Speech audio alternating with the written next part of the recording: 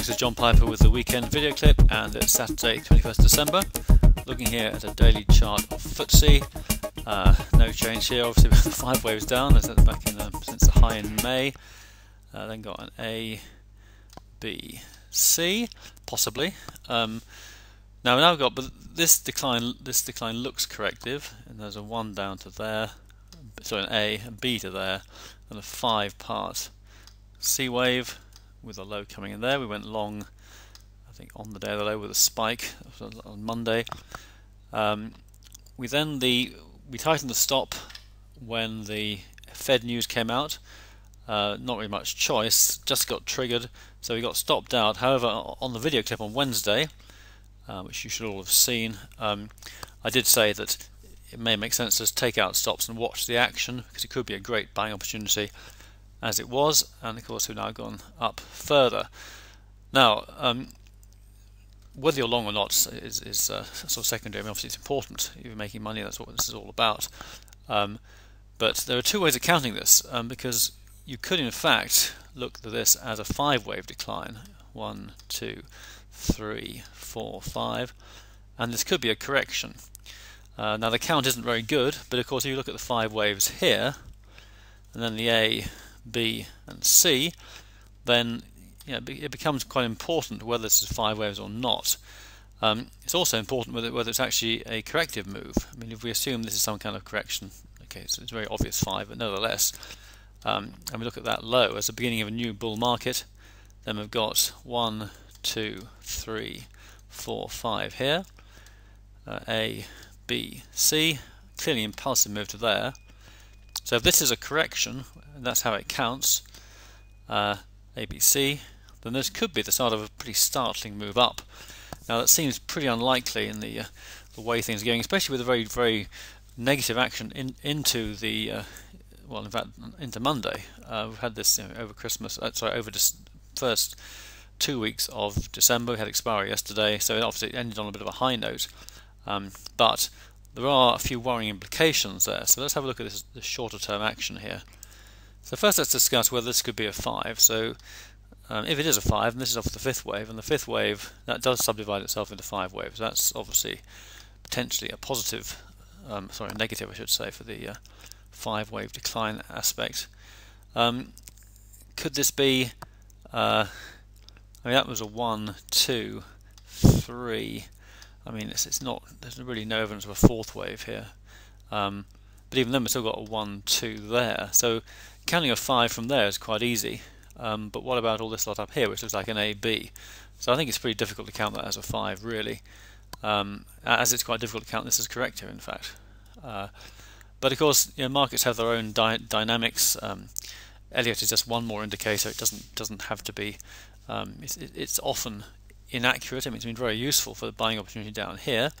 When I sent out the report on Monday, Elliott was one of the key factors in that call to go long, along with the buying spike and the 200-day moving average.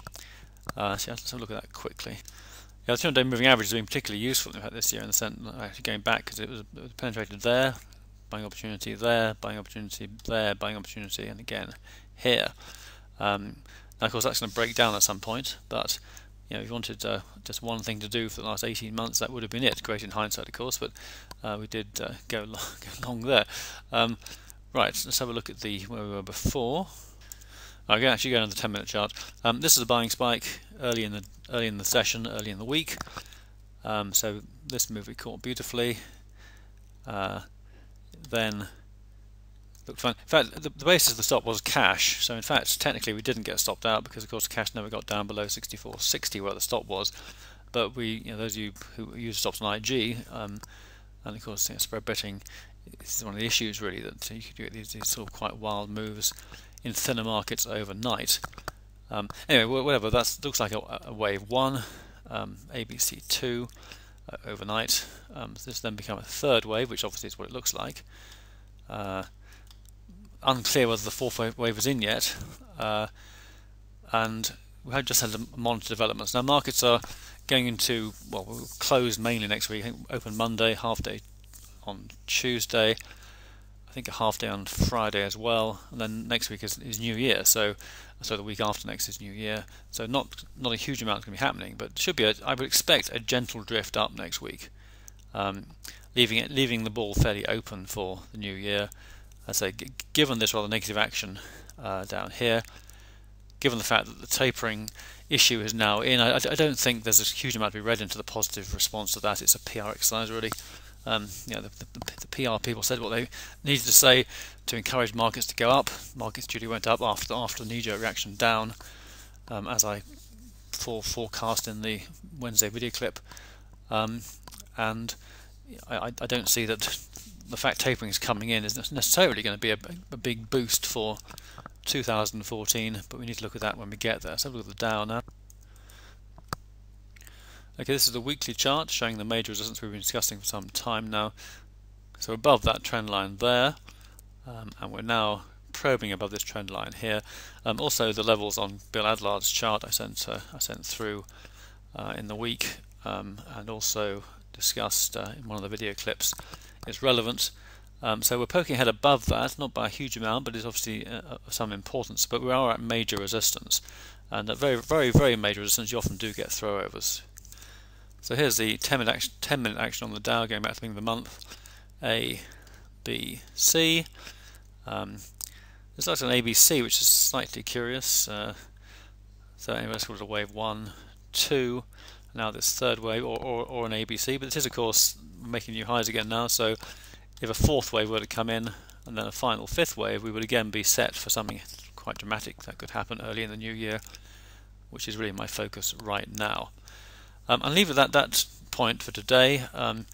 It is the pre-Christmas period, so you've probably got better things to do maybe than listen to long video clips. I don't want to talk too long about these things. Please feel free to email me if you have any points you want to discuss.